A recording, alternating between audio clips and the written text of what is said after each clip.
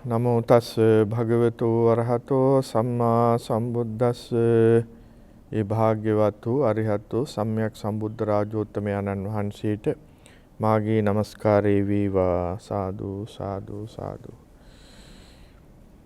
පින්නතුනේ අපි පසුගිය සතියේ සාකච්ඡාවට භාජනය කළේ වසල සූත්‍රය.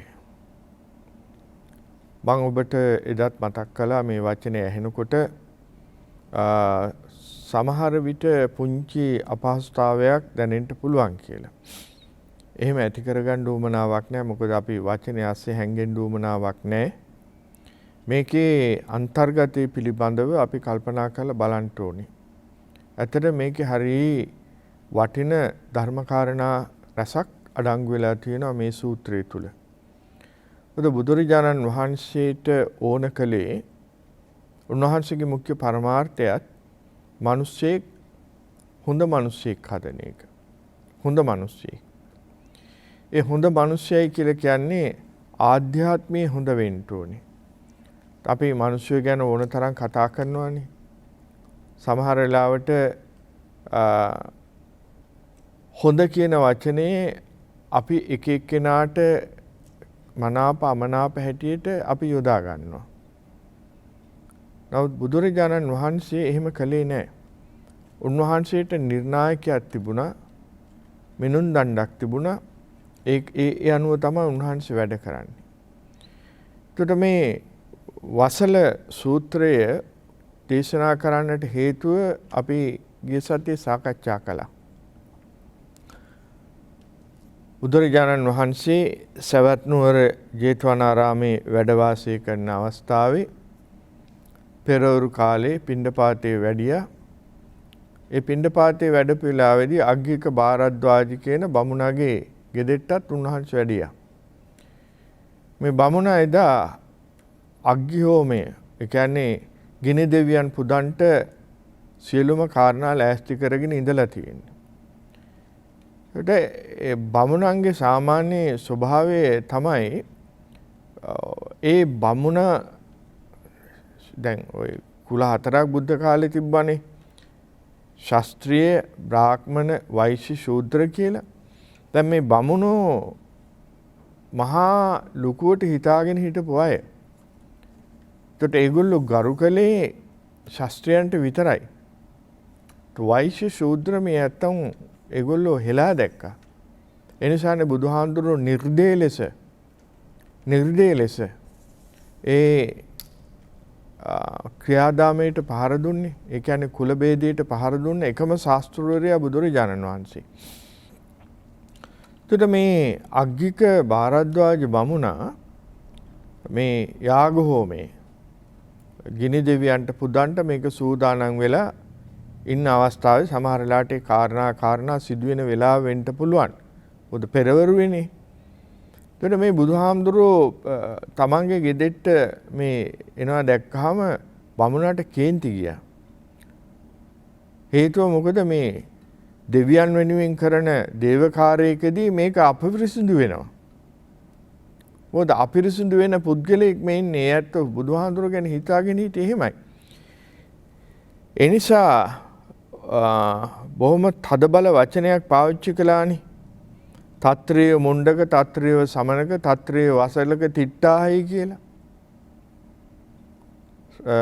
මුඩු මහන වසලය එන්ටෙපා හොම හිටපන්. ඒක තමයි මේ වචනේ සාමාන්‍ය තේරුම. ඒකට ඒ තරම් බමුණට කේන්ති ගිහිල්ලා.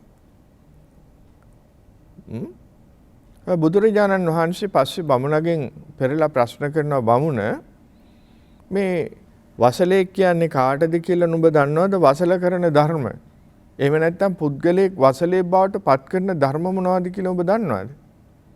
එතකොට මේ ත්‍රිවේද පාරප්‍රාප්ත මේ බමුණ කල්පනා කළා මෙච්චර කාලයක් මම එහෙම එකක් අහලා තිබ්බේ නෑනේ. වසල කියන වචනේ අහලා තිබ්බට වසල කරන ධර්ම මොනවද කියලා අපේ පොත්පත්වලවත් තිබුණේ නැහනේ. එතකොට බමුණගේ අර තිබිච්ච මහා මාන්නේ ටිකක් අඩු වෙලා බුදුහාමුදුරන්ට කියන ගෞතමයන් වහන්සේ මම ආසයි වසල කරන ධර්ම අහන්න කියලා දෙන්න මට. දැන් බුදුහාමුදුරුවෝ කියලා දුන්නා. මම එකින් එක ඔබට ගිය සතියේ පැහැදිලි කළානේ ගාථා 9කින් යුක්ත වෙච්ච. දැන් මේකේ තියෙනවා තව ඉදිරියට හැබැයි ගාථා 9ක් මම ඔබට ගිය සතියේ පැහැදිලි කළා. ඒකෙන් අන්තිමට මම පැහැදිලි කළේ දෙමව්පියන්ට සැලකීම් පිළිබඳව. මතකනේ යම් කිසි කෙනෙක්ට ධන සම්පත්තියෙද්දී හැකියාව තියෙද්දී තමන්ගේ වයෝවෘද්ධ දෙමව්පියන්ට සලකන්නේ නැත්තම් දෙමව්පියෝ නොසලකා හරිනවා නම් දෙමව්පියෝ පාරට බස්සනවා නම් දෙමව්පියෝ ගිහිලා අගුපිල්ලල දානවා නම් පන්සල් වල ධර්මශාලාවල අතහැරලා දානවා නම් දෙමව්පියෝ වැඩිහිටි නිවාස වලට තල්ලු කරනවා නම් තඤ්ඤඤ්ඤා වසලෝහිති බුදුහාමුදුරුවෝ පැහැදිලි කරනවා යා වසලේ. ඇයි අර වසල කරන ධර්ම මොනවද වසල කරන ධර්ම? දෙමව්පියන්ට පුළුවන් කමක් තියෙද්දි දෙමව්පියන්ට නොසලක ඉන්න එක. දැන් එතකොට ඔබ මේකේ අනිත් පැත්තත් කල්පනා කරයි. එහෙනම් ඉතින් අපිට ගැළවීමක් තියෙනවනේ. මොකද්ද ගැළවීම? බැරි නම් ඉතින් මොකද කරන්නේ? දැන් මෙතන පුළුවන්කමක් ධන සම්පත්තිය නැහැනේ. ඔබ මොන හරි දෙයක් ඔබේ ජීවත් වීම සඳහා ඔබ අනුභව කරනවානේ. ඔබ නොකානුබී ඉන්නේ නැහැනේ. ඔබ මොනවා වුණත් කොච්චර අපහසුතාවයන් තිබුණත් ලෙඩට දුකට බේත් ටිකක් ගන්නවානේ. මොන අමාරුකම් තිබුණත් ඔබ විලිවහ ගන්න ඇඳුමක් ගන්නවානේ. ඉතින් එහෙනම් මේ කාරණා ඉටු කර ගන්නට යන්තමින් හරි ඔබට පුළුවන්කම ඒ විදිහටම ඔබට ඔබේ දෙමව්පියන්ට සලකන්න පුළුවන්. හොඳයි. එයාද මම එතන ඉඳලා තමයි මේ ධර්ම සාකච්ඡාව ආරම්භ කරන්නට බලාපොරොත්තු වෙන්නේ. මාතෘකාව වසල සූත්‍රයේ අඩංගු වසල කරන ධර්ම. ඒ කියන්නේ පුද්ගලයේ වසලයක් බවට පත් වෙන්නේ කොහොමද කියලා මේ වසල සූත්‍රයේ ඇසුරෙන් බුදුරජාණන් වහන්සේ දේශනා කරපු කාරණා පිළිබඳවයි ඉතිරි ටික අපි අද සාකච්ඡා කරන්න බලාපොරොත්තු වෙන්නේ. මම පුරුදු විදිහට අර බෝඩ් එක ළඟට යනවා. ඒක මගේ සම්ප්‍රදාය හැටියට මම අනුගමනය කරන නිසා.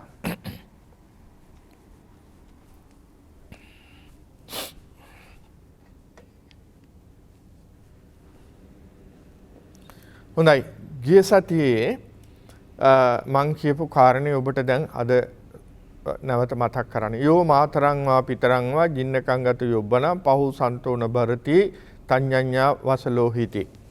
ජින්නකං ගත යොබ්බනම් මාතරං වා පිතරං වා වයෝවෘද්ධ භාවයට පත්වෙච්ච අම්මා තාත්තට පහු සන්තෝන භරති ධන සම්පත්තියේදී නොසලකනවා නම් ඔව් වසලෙක් කියලා කිව්වා. ඕක දැන් මම ඉස්සලා කතා කළානේ. හොඳයි. ඊළඟට අපි එතන ඉඳලා අද අපි මේ කතා කරන්නේ 10 වෙනි ගාථාව. ඔබට පුළුවන් වුණා නම් මම කියවනේ පොතේ තියෙනවා, දැන් ඉන්ටර්නෙට් එකේ මේවා තියෙනවා. ඔබට පුළුවන් ඒවා බලා කියා ගන්න. එතකොට 10 වෙනි ගාථාවෙත් සම්බන්ධ වෙලා තියෙන මේ කාරණා ටිකක්. යෝ මාතරං වා පිතරං වා භාතරං භගිනින් සසුං අන්තිරෝසේති වාචාය තඤ්ඤඤ්ඤා වසලෝහිති. එතකොට යෝ යම් කිසි පුද්ගලයෙක් මාතරං අම්මට, පිතරං තාත්තට, භාතර සහෝදරිය, භගිනි සහෝදරිය, සසු කියලා කියන්නේ නෑ. උන්ට පහෝස් අන්තිරෝසේති වාචාය. ඒ කියන්නේ ක්‍රෝධ නරක වචන වලින් බනිනවා, සංග්‍රහ කරනවා නෙවෙයි බනිනවා. එතකොට අම්මට ක්‍රෝධ වචන පාවිච්චි කරනවා, තාත්තට, සහෝදරයාට, සහෝදරියට, නෑයන්ට මේගොල්ලන්ට ආක්‍රෝධශීලීව වචන පාවිච්චි කරනවා නම් තඤ්ඤඤ්ඤා වසලෝහිති ඔහු වසලෙක් කියලා කිව්වා. දැන් මෙතන පොඩ්ඩක් හිතන්න ඕනේ. දැන් මේ බුදුහාමුදුරුවෝ හිමීට එනවා යම් කිසි තැනකට. මොකටද? දැන් බුදුහාමුදුරන්ට වසලයා කිව්වනේ. කවුද? අග්ගික භාරද්වාජ බමුණ. දැන් බලන්න බුදුහාමුදුරුවෝ මේ බමුණ ඔබ දන්නවද වසලෙක් කියන්නේ කාටද කියලා? ඔබ දන්නවද වසල කරන ධර්ම මොනවද කියලා? දැන් බමුණ නැහැ කිව්වනේ. දැන් මේ බුදුහාමුදුරුවෝ ලස්සනට එනවා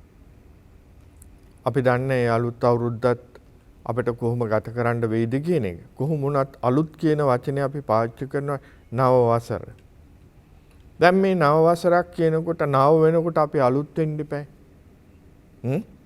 අලුත් වෙන්න ඕනේ මේ බාහිරව නෙවෙයි. ගෙදර හුණු ටිකක් ගාලා අලුත් ඇඳුම් ටිකක් ඇඳලා ගොම පිරිමැදලා ඕවා මේවා කරලා අලුත් වෙන එක නෙවෙයි. ඒක වෙන එක හොඳයි. ඒක එපා කියන්නේ ජරාවට ඉන්නවට වැඩිය පිරිසුදුව ඉන්න එක හොඳයි. නමුත් එහෙම අලුත් වෙනවට වැඩිය එහෙම අලුත් වෙන ගමන් එහෙම කියමුකෝ. ඒක වඩා සාධාරණයි. එහෙම බාහිරව අලුත් වෙන ගමන් ඔබ ඇතුළතින් අලුත් වෙන්න එපා. කොහොමද ඇතුළතින් අර පරණ පුරුදු මොනවද? දැන් පරණ අවුරුද්දේ අපි ආවිච්චි කරපු ඉරිච්ච දේවල් තියෙනවා. අපි ඒවට කියන කඩමාළු කියලා. කඩමාළු ඉරිලා අඬ දාලා පාවිච්චි කරලා දැන් බෑ පාවිච්චි කරන්න. ඒවට තමයි අපි කඩමාළු කියලා කියන්නේ. අපි ඒව අයින් කරනවානේ, බැහැර කරනවානේ.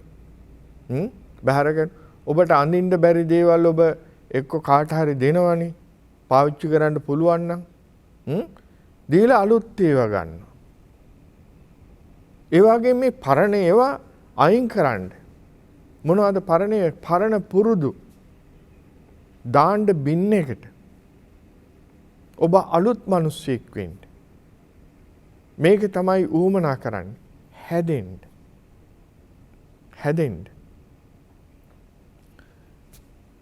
හැබැයි ඉතින් හදන්න හරිම අමාරු පුද්ගලෙක් ඉන්නවා මේ ලෝකේ. ඒ තමයි මිනිස්සයා. ඇයි ඔබ දන්නවද? මේ ලෝකේ සත්වයන් ලාංඡන කරගෙන යම් ද්‍රව්‍ය නිපදවලා තියෙනවා. ඔබ දන්නවද?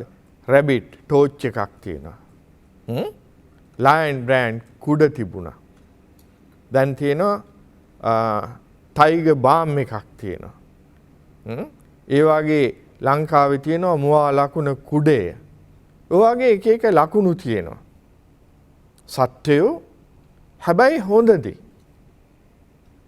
පැහැදිලිද? හොඳද? මොකක් හරි මිනිස්යාගේ යහපත පිණිස හදපු දෙයක්.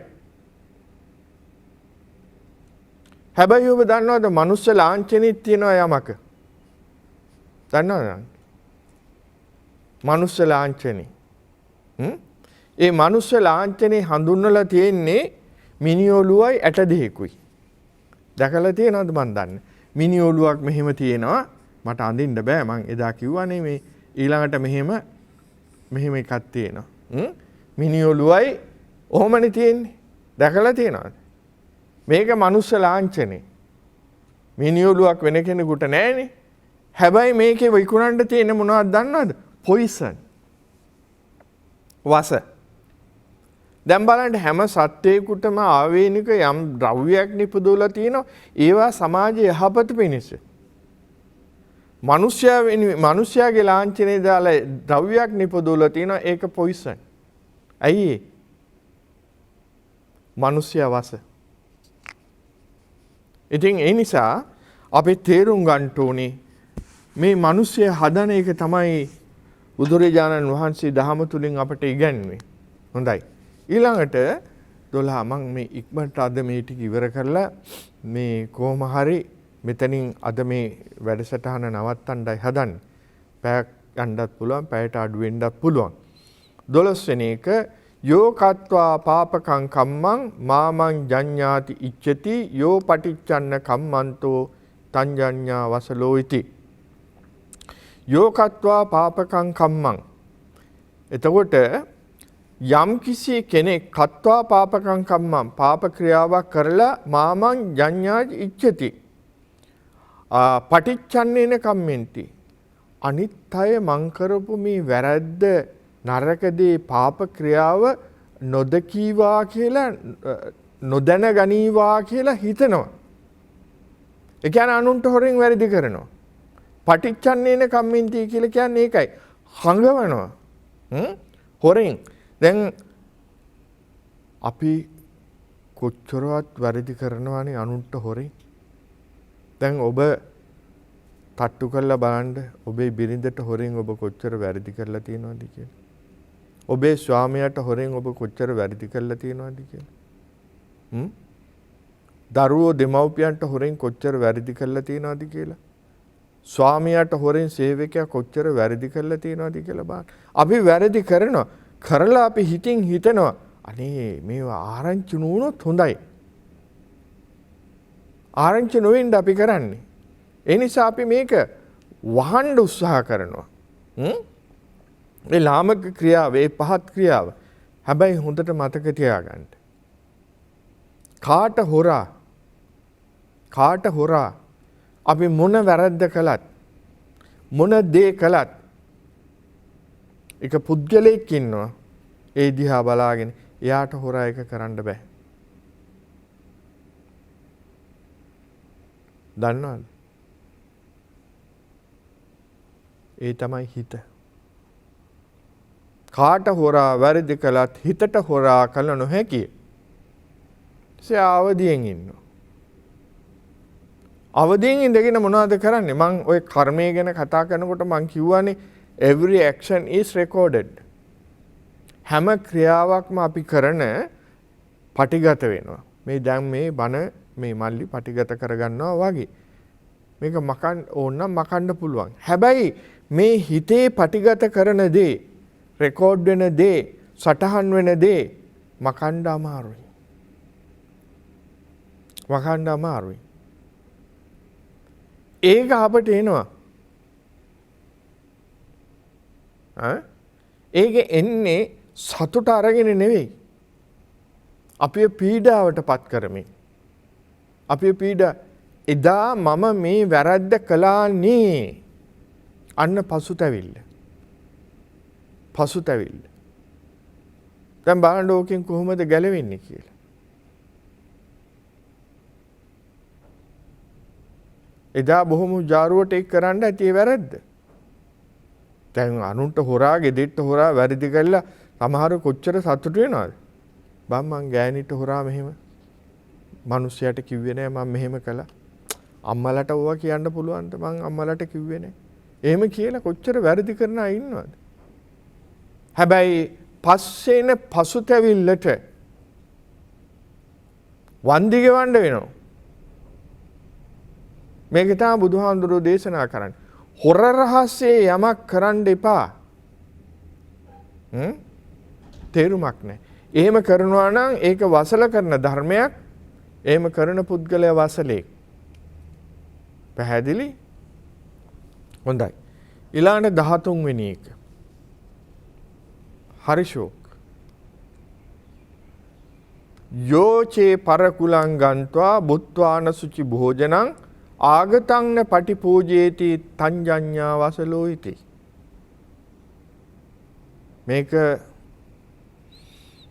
ගාක් වෙලාවට අපේ අතින් සිද්ධ වෙනවා. සිද්ධ විය හැකි. මොකද්ද මේ කියන්නේ? යෝචේ පරකුලං ගන්්වා යම් කිසි කෙනෙක් පරකුලං ගන්්වා අනුන්ගේ ගෙදරට ගිහිල්ලා. අනුන්ගේ ගෙදරකට ගිහිල්ලා කුල කියලා කියන්නේ ඒකයි. බුත්වාන සුචි භෝජනං උද්දට කනවා. ඒ දෙන සංඛාය හොඳට භුක්ති විඳිනවා. අපි කරනවා නීති. අනුන්ගේ ගෙවල් වලට ගියාම අපිට මගුල්. අපි හොඳට අත දිගහැරෙන්න බෙදාගෙන හොඳට කනවා. කාලා කියනවනේ හෙටත් එක්ක කෑවා. කමන්නේ නැහැ. ඉතින් අර මිනිස්සු සංග්‍රහ කරනවනේ. සංග්‍රහ කරලා කනවා. හැබැයි එකක් තියෙනවා. මොකද්ද? ආගතං පටිපෝජේති. දැන් මම අර ගෙදරට ගිහිල්ලා මම හොඳට අර කතාවට කියන බඩ පැලෙන්න කෑවයි බඩ පැලෙන්න කන්න බෑ කෑවොත් ඉවරනේ. හැබැයි කියනවනේ කනවා. කවදා හරි දවසක මේ මිනිස්සු අපේ ගෙදෙට්ට එනවා. ආගතං අපේ ගෙදෙට්ට එනවා. න පටිපූජේති. අනේ කිසිම සැලකිල්ලක් නැහැ, වතුර කෝප්පයක්වත් නැහැ. දැන් බුදුහාමුදුරුවෝ දේශනා කරන්නේ මොකද්ද? ඒක වසල කරන ධර්මයක්. ඇයි? අනුන්ගේ ගෙවල් වලට ගිහිල්ලා හොඳට ඒක සප්පායෙන් වෙලා ඒ සංග්‍රහය භුක්ති විඳලා ඒ මිනිස්සු නෑ කමට හිතවත්කමට අපේ ගෙදරට ආපු වෙලාවේදී ආගතං න පටිපූජේති අපේ මිනිස්සුන්ට සලකන්නේ සංග්‍රහ කරන්නේ වතුර කෝප්පයක්වත් දෙන්නේ නැහැ. කතාවෙන් වචනෙන් සංග්‍රහ කරලා යවන්න උත්සාහ කරනවා. එහෙම වෙන දේවල් වෙන තැන් නැත්තේ නෑ නේද? මට වැඩි හොඳට ඔබට අත්දැකීම් ඇති නේ පිළිබඳව. දැන් බලන්නකො බුදුහාමුදුරුවෝ මොකද්ද මේ දේශනා කරන්න කියලා. ඒ වසල කරන ධර්ම. වසල කරන ධර්ම. එබඳු පුද්ගලයා කවුද? අර අකුරු තුනෙන් බුදුහාමුදුරුවෝ හඳුන්වපු පුද්ගලෙක්.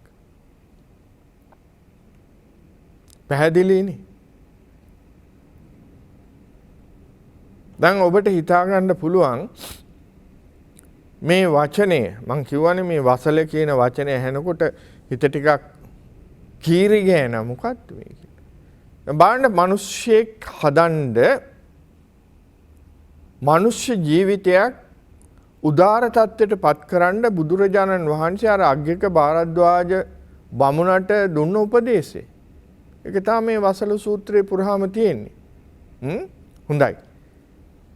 ඊළඟට 14 වෙනි ගාථාව. යෝ බ්‍රාහ්මණං වා සමනං වා අඤ්ඤං වාපි වනිබ්බකං මුසාවාදේන වංචේති. මොකද්ද මේ කියන්නේ? බ්‍රාහ්මණ බමුණු සමන. දැන් මේ බ්‍රාහ්මණ එයත් යැපෙන්නේ අනුන්ගෙන්. මොකද ඒ බමුණන් ඒ කරන යාග හෝම ක්‍රියාවන් වලට අනිත් මිනිස්සු යාට යම්කිසි දීමනාවක් කරන්න ඕනි. දැන් අපි භික්ෂුන් වහන්සේලා යම්කිසි ආගමික කටයුත්තක් කළාම ඒකට යම්කිසි පිරිකර පරිස්කාරයක් යම්කිසි දෙයක් පින්නතුන් දෙන්නේ සන්තෝෂ වෙන්න. ඒ වගේ මේ බමුණන්ට දෙනවා. බමුණු ඉන්නේ ඒකට. බමුණු කාර්යය කරන්නේ. එතකොට ඒගොල්ලෝ යම්කිසි දේව කාර්යයක් හරි මොන කාර්යයක් හරි කරපුවාම ඒගොල්ලන්ට යම්කිසි දීමනාවක් කරනවා. එතකොට යෝ බ්‍රාහ්මණං වා බමුණු හෝ සමනං අන්න ශ්‍රමණියෝ. ශ්‍රමණය කියලා කියන්නේ ගිහිගේ අතහැරලා ගිය අය. ඊළඟට අඤ්ඤං වාපි වනිබ්බකං වෙනත් වනිබ්බක කියලා කියන්නේ යාචකයෙක්. දැන් මේ ඔක්කොම ජීවත් වෙන්නේ අනුන්ගෙන්. යාචක කියලා කියන්නේ ඉල්ලන අය. ශ්‍රමණය කියලා කියන්නේ අනුන්ගෙන් යැපෙන අය. එදිනෙදා ආහාර වේල හොයාගන්න ගිහිල්ලා අනුන්ගෙන් යැපෙන අය. බමුණුත් අනුන්ගෙන් යැපෙන අය. හරිනේ බමුණා වුණාට. ඒකට දැන් මේ කියන බ්‍රාහ්මණයා ශ්‍රමණයා වෙනත් යාචකෙක් හොවා මුසාවාදේන වංචේති. මුසාවාදේන වංචේති කියලා කියන්නේ බොරුවෙන් රවටනවා.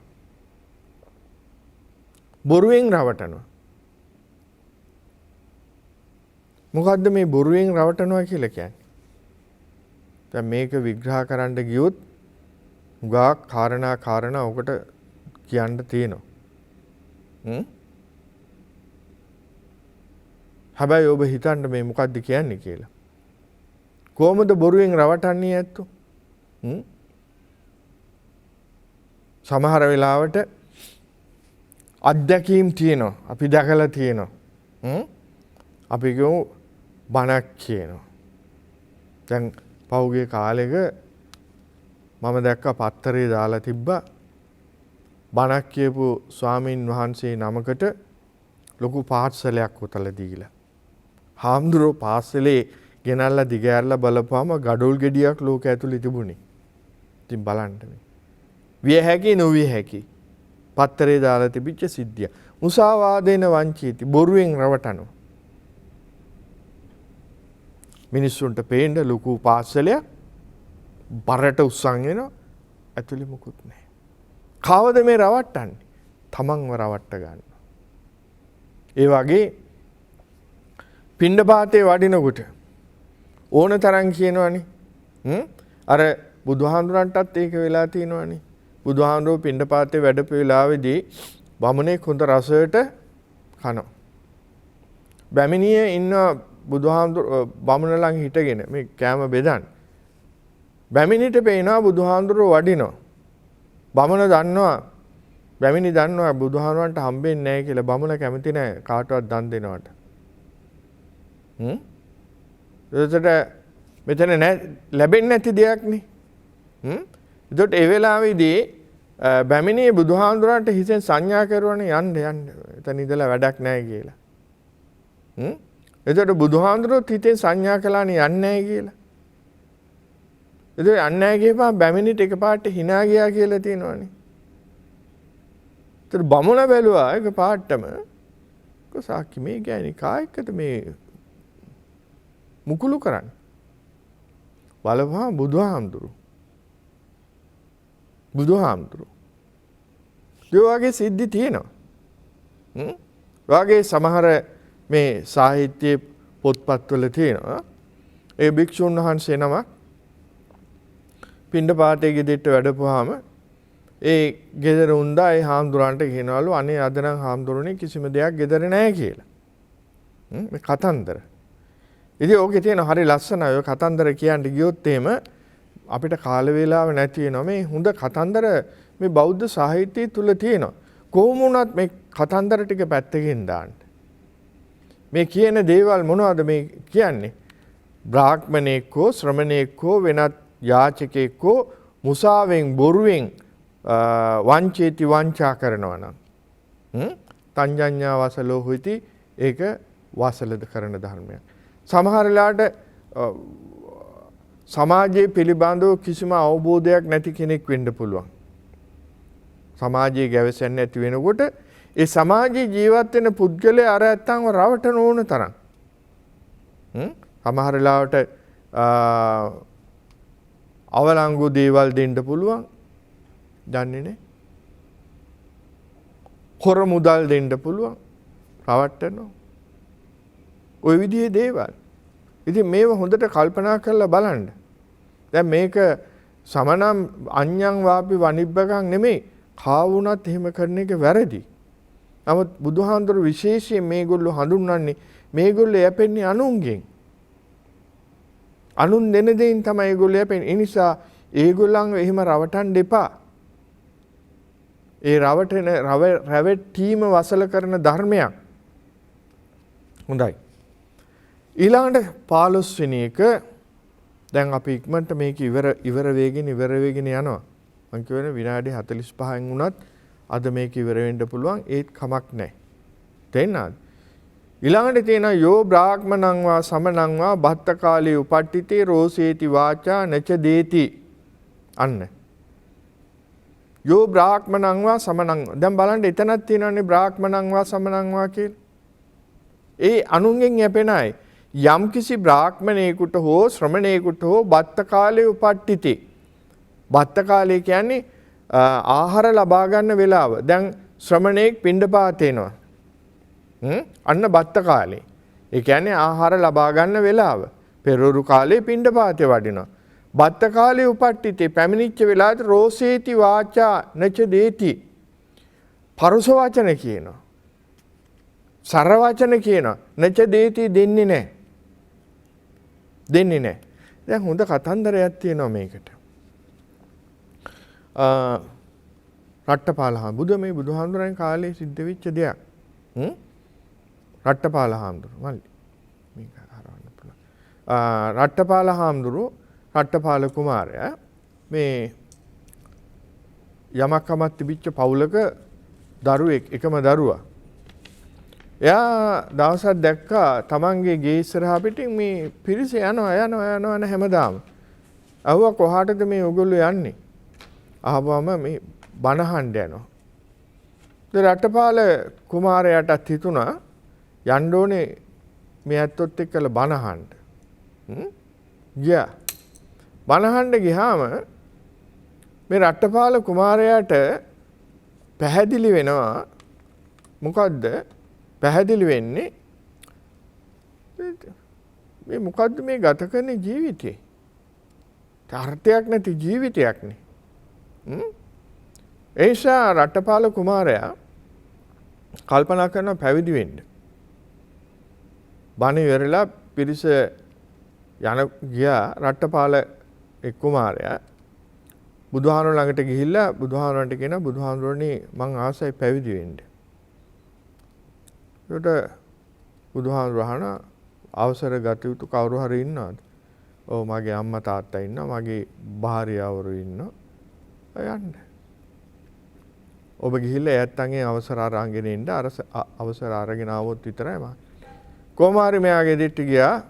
ගෙදර ගිහිල්ලා අවසර ගන්න අවසර හම්බුන්නේ නැහැ. කොහොම හරි මෙයා උපවාස කළා දන්න දේවල් ඔක්කොම කරලා කොහොම හරි අවසර ලැබුණා. මෙයා මහාන වුණා. මහාන වෙලා බුදුහාමුදුරුවන්ගේ අනුශාසනාව අනුව මෙයා කටයුතු කළා. මොකද එයාගේ ඒකායන පරමාර්ථයේ එයා අවබෝධයක් තිබ්බා. අපි මේක හොඳින් තේරුම් ගන්න ඕනේ. මම මේ පින්නතුන්ට හැමතිස්සෙම කියන දෙයක්. මොකද්ද කියන්නේ? දැන් අපි මේ කතා කරනකොට මේ නිවන ගැන කතා කරනවානේ. නිවන් අවබෝධ කරගන්න. මේ හැමෝටම නිවන් අවබෝධ කරගන්න උමනාවක් නැහැ. බුදුහාමුදුරුවෝ වැඩපුරු කාලෙත් හැමෝම නිවන් අවබෝධ කරගත්තේ නැහැ. බණහඬ ගිය අය ශාලාව පිරෙන්න ඉන්න ඇති. අපේ ධර්මශාලාවල වල පින්කම් කරනකොට ධර්මශාලාව පිටත් ඉන්න ඇති. බුදුහාමුදුරන්ගේ කාලෙත් ඉන්න ඇති. ඔය වාඩි වෙලා ඉන්න ඇති. බණත් අහන්න ඇති. ඇහුණා වගේත් ඉන්න ඇති. නිවන් දැක්කේ නැහැ. නිවන් අවබෝධ කරගත්තේ නැහැ. ඇයි? මිනිස්සෙකුට තියෙන්න ඕන කාරණා දෙකක්. එකක් පළවෙනි එක තමයි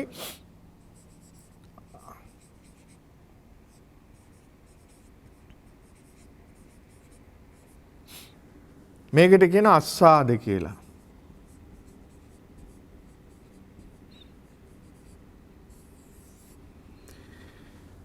මේ අද අපි මේ දුකයි අරවයි මේවයි කිය මේ අපි කතා කරනවානේ. මේ සමහර දේශකයන් වහන්සේලා කියන බුදුහාමුදුරුවෝ කිව්වා තමයි සංසාරේ දුකයි කියලා කිව්වා තමයි.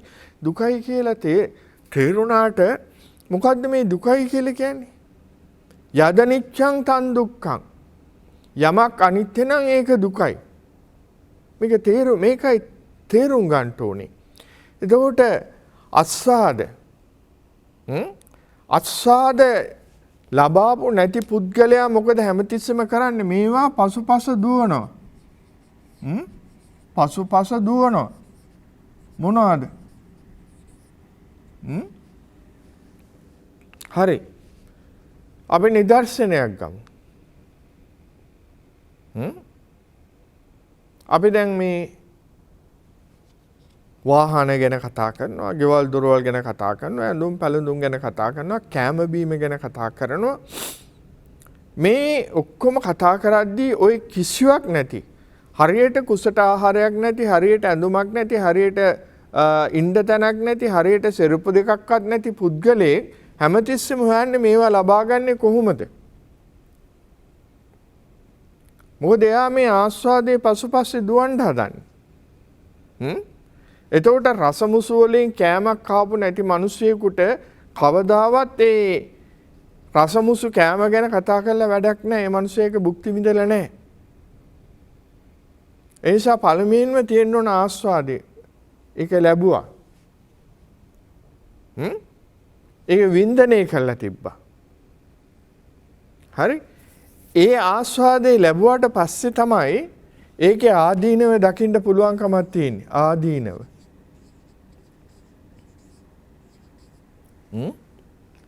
කෑමක් තියෙනවා. බොහොම රසයි. හැබැයි කෑවොත් දිරවන්නේ නැහැ. තේරෙනවනේ? හැබැයි අපි කිව්වොත් මේක දිරවන්නේ ආදීනව එපා කන්න එපා කියලා කිව්වට මේක ලස්සනට හදලා තියෙන බොහොම සුවඳ හමනවා. කන්න ඕනි. කෑව ආස්වාදේ.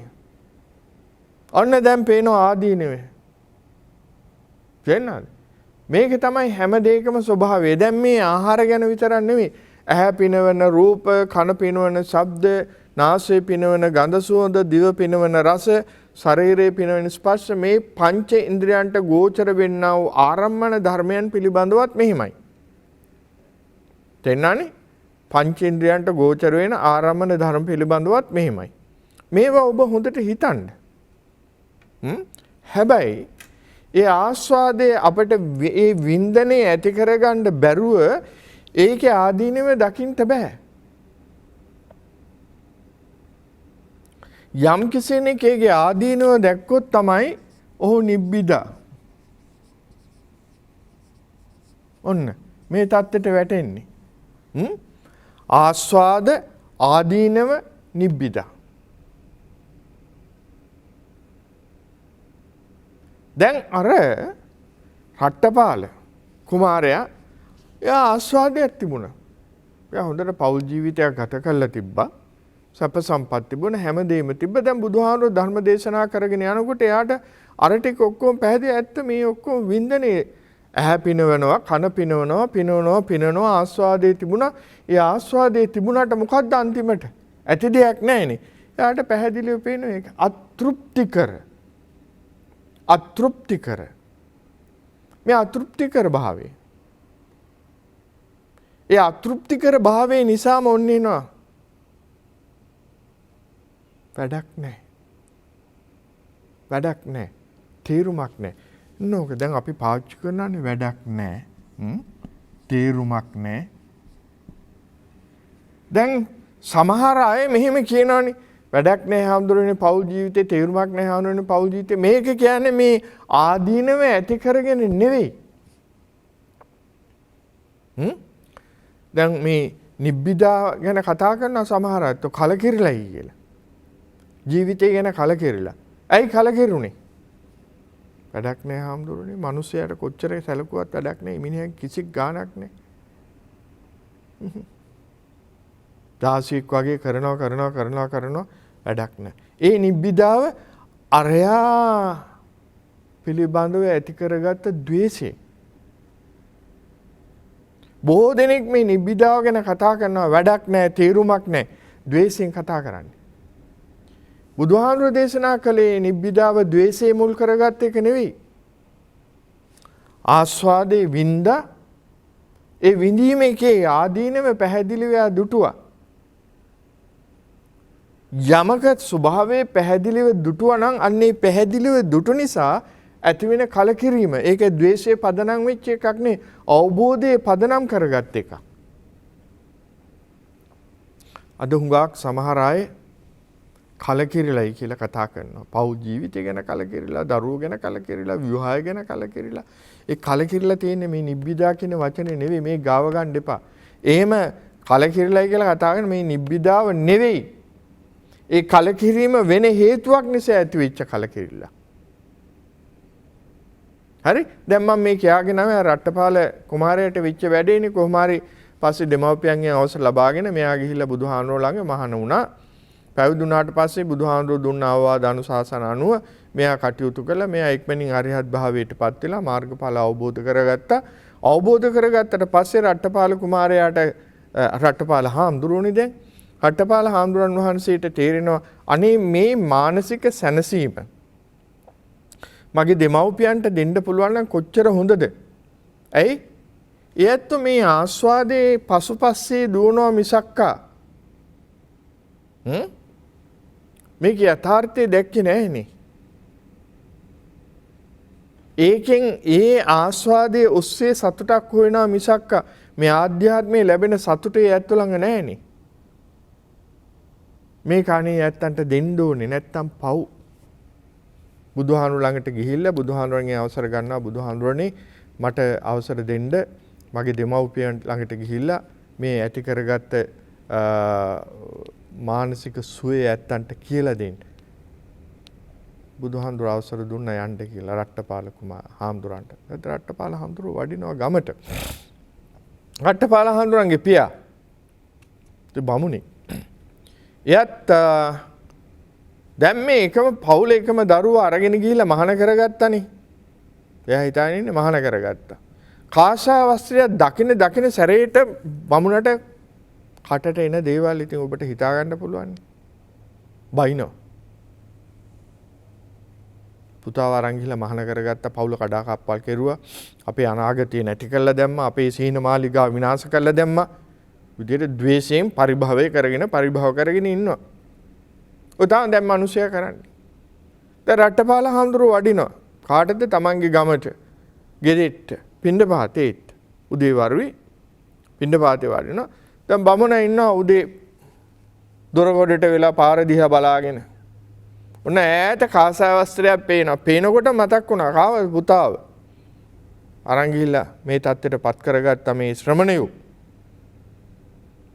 කට පුරා බනිනවා. අටපාල හාමුදුරුවෝ ඇවිල්ලා ගේ ඉස්සරහා පිට දැන් අඳුරන්න බෑනේ. ගිහි ස්වභාවය නෙවෙයිනේ, පැවිදි ස්වභාවයනේ. දැන් පිණ්ඩපාතේ ආ පාත්‍රය අතේ තියාන බලාගෙන ඉන්න බමුණා බනිනවා. කවුද බනින්නේ? තාත්තා. කාටද බනින්නේ? පුතාට. බමුණ දන්නේ. අනේ රටපාල හාමුදුරුවෝ අහගෙන ඉන්නවා. බැනලා ඇටි වෙන්න බැනලා බමුණා ගේ ඇතුළට ගිහලා දඩස් කාලා දොර වහගත්තා. අනේ හාමුදුරුවෝ එතනින් ඉවත් වෙලා යන්න හදනකොට කුසිය පැත්තෙන් 16ක් මේ පිළුණු රොටියක්, ඒ කියන්නේ ඊයේ හදපු එකක් මේ විසි කරන්න එනවා. රට්ටපාල හාමුදුරුවෝ අර තැනැත්තිගේ නැගෙනී ඔක විසි කරන්න දෙන්නේ. ඔව්. මගේ පාත්‍රයට. අනේ අර පිළුණු රොටියේ පාත්‍රේ වැඩකාරීට කටහඬ හොඳට හුරුයි. හොඳට බලපුවාම මේ තමන්ගේ ගෙදර හිටපු මේ ස්වාමියානි. දුවලා ගිහිල්ලා පණිවිඩය කිව්වා.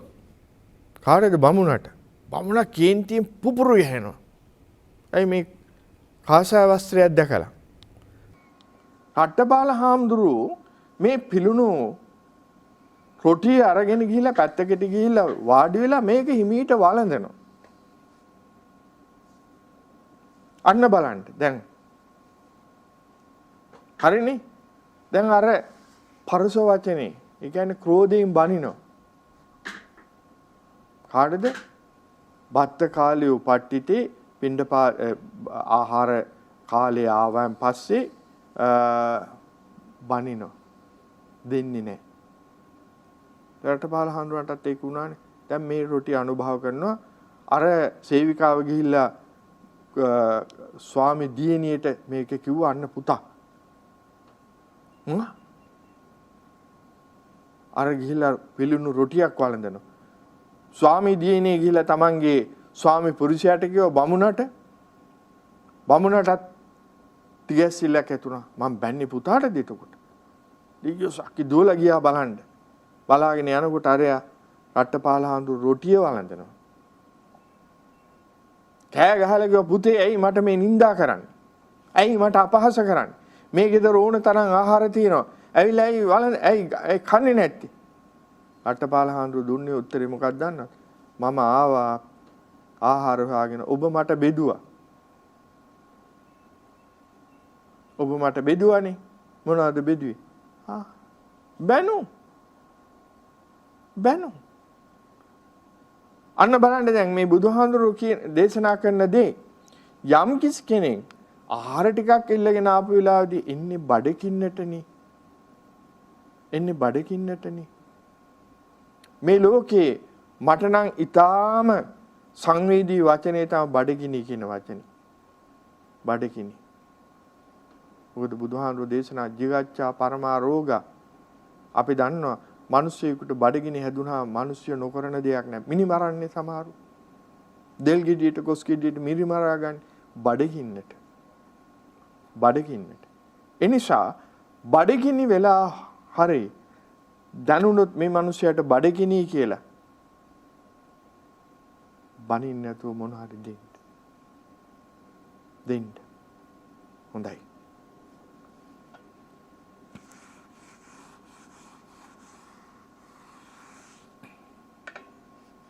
ඊළඟට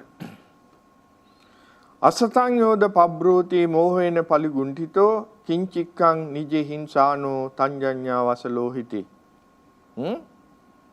මෝහේන පලිගුණ්ඨිතෝ යම් කිසි කෙනෙක් මේ ලෝකේ මෝහයෙන් පෙළුණා. අන්න මෝහය කියන වචනේ අපි දන්නවනේ.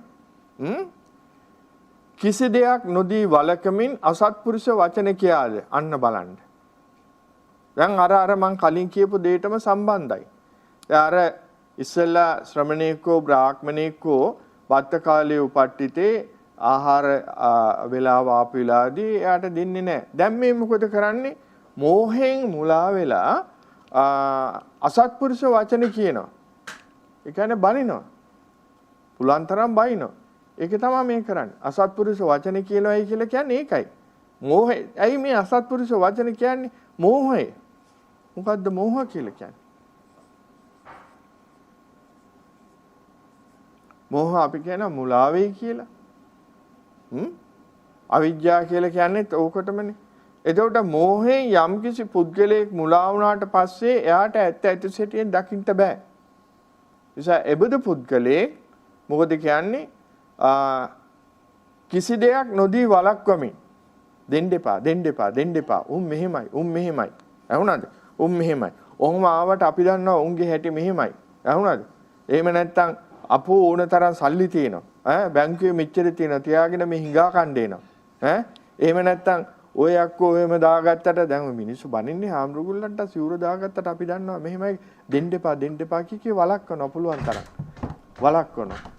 වළක්වලා ඒ පරුස වචන කිය බයිනවා. ඔබට දෙන්න බැන්න නිකන්. බැන දෙන්නත් එපා, දීලා බනින්නත් එපා. තේරුමක් නැහැ. බැන දෙන්නත් එපා, දීලා බනින්නත් එපා. අපරාධි. ඔබ දෙන එක අපරාධි. ඔබට ඒක ප්‍රයෝජනයක් නැහැ. හිත සන්තෝෂෙන් දෙන්න බැරි නම් ඔබ නිකන් ඉන්න. හිත සන්තෝෂෙන් දෙන්න බැරි නම් නිකන් ඉන්න. කවදා හරි දවසක හිත සන්තෝෂෙන් වතුරු ගුරක් හරි දෙන්න පුළුවන් කමක් ලැබුණොත් ඒ ටික දෙන්න. දීලා බනින්න බැන දෙන්න අසන්තෝෂෙන් දෙන්න යන්න එපා. තේරුමක් නැහැ. හරි. යෝ චත්තානං සමුක්ඛංසේ පරංචමව ජානති නිහිනියෝ සේනමානේන තංජඤ්ඤා වසලෝති. යම් කිසි පුද්ගලෙක් උඩුගු මානෙන් පිරිහුනේ. එතකොට මානෙන් යුක්ත වෙලා. මානය.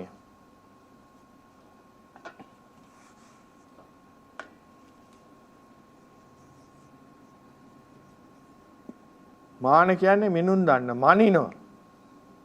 හීන මාන, සෙය්‍ය මාන, සදිස මාන කියලා මනිනවනේ. එහෙම මාන්නෙන් යුක්ත වෙලා යෝ චත්තානං සමුක්ඛංසේ පරංචමව ජානති නීන සේනමානේන. හීනමානේ. ඊළඟට තමන් උසස් කරලා අනුන් පහත් කරනවා. හීනමාන, සෙය්‍යමාන, සදිසමාන කියලා කියන්නේ ඕකයි. හීනමාන කියලා කියන්නේ තමන් පහත්. අනේ මට එහෙම බෑනේ අරයට වගේ. සෙය්‍යමාන කියලා කියන්නේ උසස් කරගන්නවා. සදිසිමාන සමාන කරගන්නවා. එයාටත් උගත්කමක් තියෙනවා, මටත් ඩිග්‍රියක් තියෙනවා. එයාත් රස්සාවක් කරනවා, මමත් රස්සාවක්. එයාටත් ගයක් තියෙනවා, මටත් ගයක් තියෙනවා. එයාටත් වාහනයක් තියෙනවා, මටත් වාහනයක් තියෙනවා. එයාත් පවුලක් තියෙනවා, මටත් පවුලක්. අපි සමාන කරගන්නවා. සදිසිමාන. අනේ ඉතින් එයා ඩබල් ඩිග්‍රී කාරයෙක්නේ, මට ඉතින් එහෙම නෑනේ. එයා ඩබල් ස්ටෝරි ගයක් නේ ගහලා තියෙන්නේ, මම ඒ තනි තට්ටුවේ ගයක් නේ ගහලා තියෙන්නේ. එයා BMW එකේ යන්නේ, මම මේ පොඩි කාර් එකේ යන්නේ. අර එයා උසස් කරගන්නවා, තමන් පහත් කරගන්නවා. එහෙම නැත්නම් තමන් උසස් කරගන්නවා, එයා පහත් කරගන්නවා. ඕක තමයි මානෙ කියලා කියන්නේ. එතකොට යම්කිසි පුද්ගලයන් මෝහයෙන් මේ නිසා උඩුගු මානෙන් යුක්ත වෙලා තමන් උසස් කරලා අනුන් පහත් කරලා කතා කරනවා නම් ඒක වසල කරන ධර්මයක්. ඒකට පැහැදිලි. මාන්නය කියන එක හරි අමාරුයිනේ. අද අපිට ලොකු ප්‍රශ්නේ ඕක. මොකද හැමතිස්සෙම මම ස්මතු වෙනවා. මමම තමයි කරන්න ඕනේ. මටම තමයි ඒක වෙන්න ඕනේ. මම මේක කරන්න ඕනේ. ඔය මමත්වයේ තුලින් තමයි මේක ඉස්මතු වෙලා ඉන්නේ. ඒ නිසා මාන්නය සරියුත් හාමුදුරුවෝ හැමතිස්සෙම කියන එකක් තමයි පාපිස්නා බිස්නක්ෂී මන් නැතු ජීවත් වෙන්න. කවුරු වගේද? මේ පාපිස්ස පොළවේ. ඕක හැම කෙනෙක්ම ඇවිල්ලා කකුල උලනවනේ පාපිස්සේ. පාපිස්ස වගේ මාන්නේ නැතු ජීවත් වෙන්න කියලා. මාන්නේ නැතු. හොඳයි. දැන් මේ ඉක්මනට මම මේ කාරණා කියාගෙන යන්නේ දැන් පැයකට ආසන්න කාලයක් ඇවිල්ලා තියෙන්නේ. ඊළඟට රෝසකෝ කදරියෝ ච පාපිච්චෝ මච්චරී සටෝ අහිරිකෝ අනුත්තප්පි තංජඤ්ඤා වසලෝති. මෙතන තියෙනවා කාරණා කීපයක්. රෝසකෝ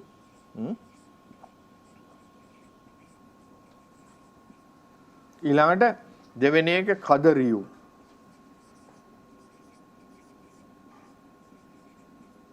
ඊළඟට පාපිච්චෝ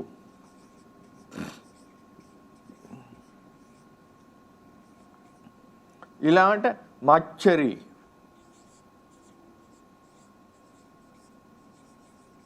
ඊළඟට සටෝ ඊළඟට අහිරික අනෝතප්ප බාණ්ඩක 1 2 3 4 5 6 7ක් තියෙනවා. එතකොට දැන් මේ මොකද්ද මේ කියන්නේ? රෝසකෝ කියන්නේ ක්‍රෝධය. ඊළඟට කදරී කියලා කියන්නේ තද මසුරු සිත් ඇතුව. ඊළඟට පාපිච්ච කියලා කියන්නේ පවිතු අදහස් තියෙන.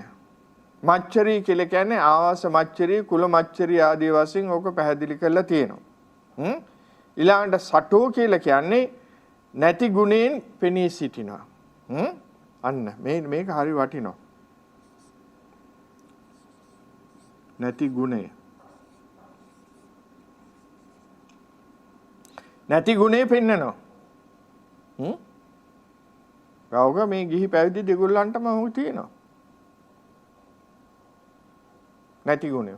Taman ළඟ නැති දේවල් වා දක්වන්න පෙන්වන්න උත්සාහ කරන අපි හිතමු අපි මේක දෙවිදි ජීවිතනේ. බුදුරජාණන් වහන්සේ කිසිසේත්ම දෙවිදි ජීවිතය අනුමත කරන්නේ නැහැ. ඉන්නකොට එක විදියක් නැති වෙනකොට තව විදියක් විවෘතව ජීවත් වෙන්න. නැති ගුණ පෙන්වන්න යන්න එපා. එතකොට රෝසකෝ කියලා කිව්වේ ක්‍රෝධ උපදවන ඊළඟට කදරියෝ තද මචුරු සිට ඊළඟට පාපිච්ච පාපේට කැමැත්ත මච්චරී කියලා කියන ආවාස මච්චරී ඒ කියන්නේ මච්චරී කියලා කියන්නේ මසුරුකමනේ තමන්ගේ ගෙදෙට්ට තියෙන මසුරුකම සම්පත් වලට තියෙන මසුරුකම ඇඳුම් පළඳුම් වලට තියෙන මසුරුකම මේ කාටවත් දෙන්න හොඳ නැහැ වළං කට්ටක්වත් කාටවත් දෙන්න එපා කියන හැඟීම සමහරුන්ගේ හිත තුළ තියෙනවනේ මසුර ඒ නිසා ඊළඟට සටෝ කියලා කියන්නේ නැති ගුණයෙන් පෙනී සිටිනවා ඊළඟට අහිරික අනුත්තප්ප ලැජ්ජා බය දෙක ලැජ්ජාව නැහැ පාපේට බය නැහැ පාපේට මෙන්න මේ කාරණා සියල්ල යම්කිසි පුද්ගලෙක් තුළ තියෙන මේවා කාරණා මේ සියල්ල වසල කරන ධර්ම ඊළඟට යම්කිසි පුද්ගලෙක් තුළ මේවා තියෙනවා නම් ඔහු වසලෙක් හරි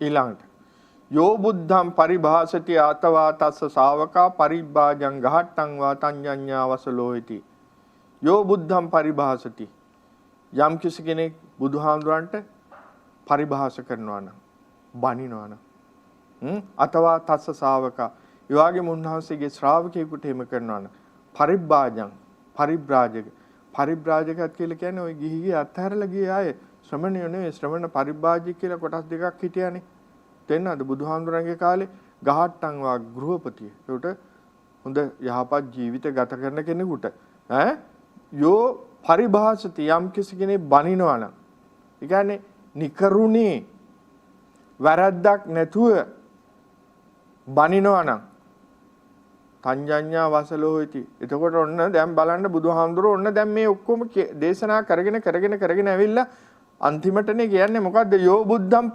පරිභාසති යම් කිසි කෙනෙක් බුදුහාමුදුරන්ට පරිභව කරනවා නම් තිට්ඨක සමන තිට්ඨක මුණ්ඩක తත්‍රේ වසලක తත්‍රේව තිට්ඨාහි වසලේ ඔහම හිටපන්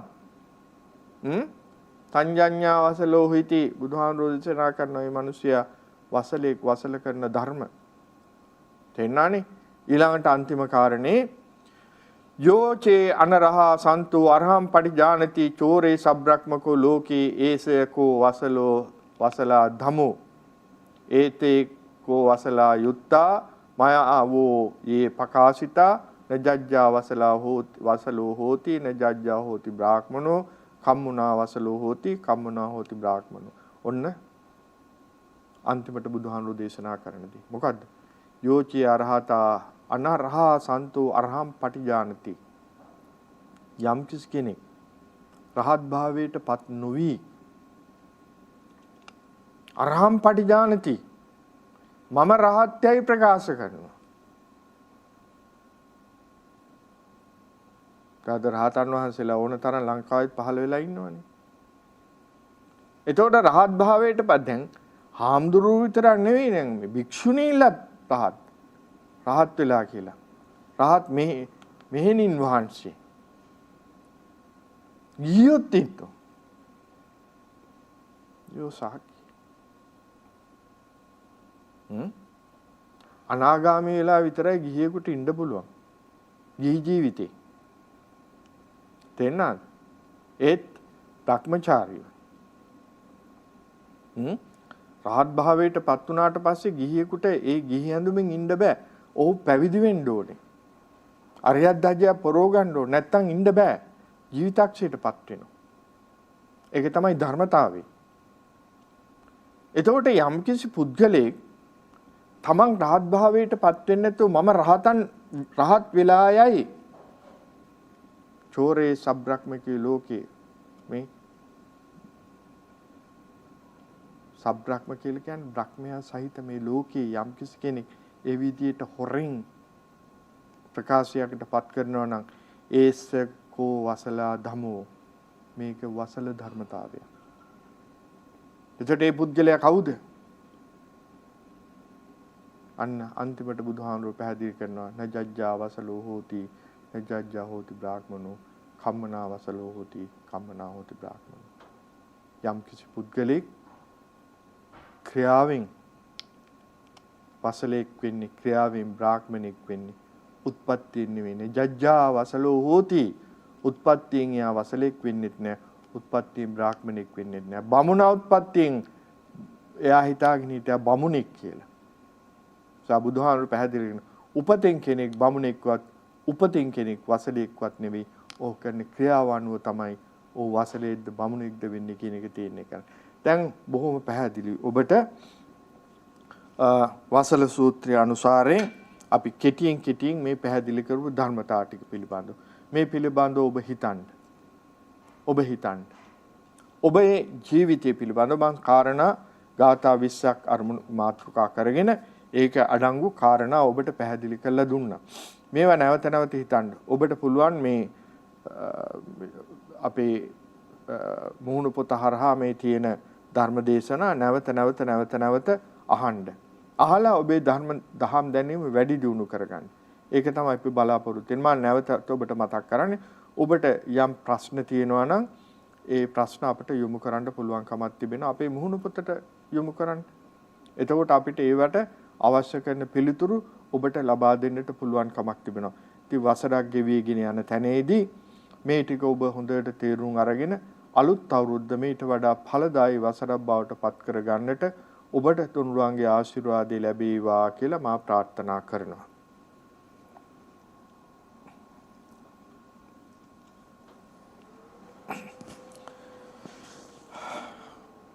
හොඳයි.